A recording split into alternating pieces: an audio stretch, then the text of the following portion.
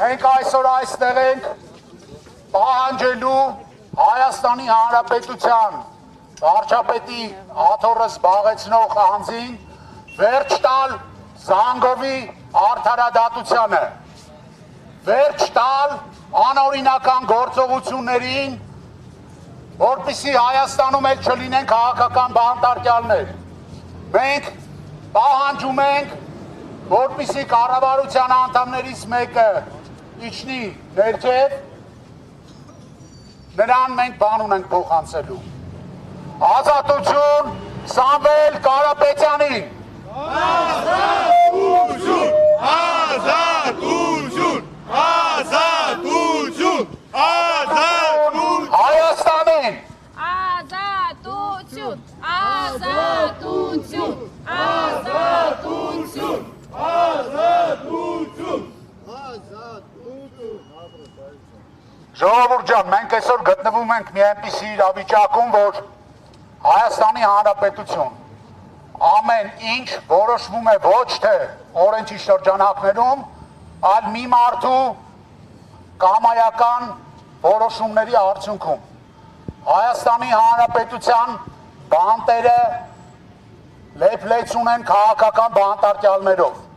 Շատերը գտնվում են տնային կալանքի տակ։ Ու այս ամենը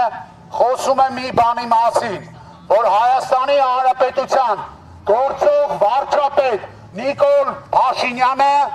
բացառապես գործում է իր վախի շրջանակներում եւ վախենալով մարդկանցից, վախենալով իր աթոռը կորցնելուց, փորձում է զրկել մարդկանց խոսելու իրավունքից։ Հայաստանում 86 օր հետո չի լինելու ոչ մի քաղաքական բանտարկյալ։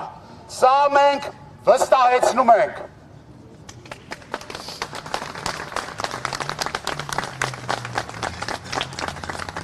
Հունիսի 8-ից հետո Հայաստանի քաղաքացիները ապրելու են ուժեղ Հայաստանում, որտեղ հարգված է լինելու մարդու հիմնարար բոլոր իրավունքները, որտեղ մարդիկ չեն դատապարտվելու իրենց կարծիքը արտահայտելու համար, որտեղ ոչ ոք իրավունք չի ունենալու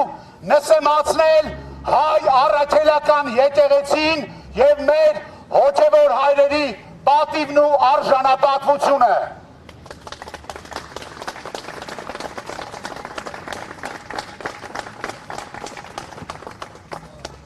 Ուզում եմ մեկ անգամ եւս ֆիքսենք, որ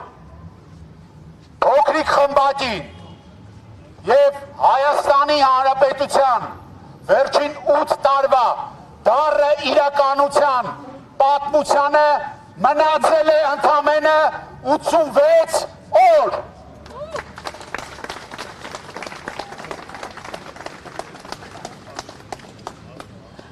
Այսօր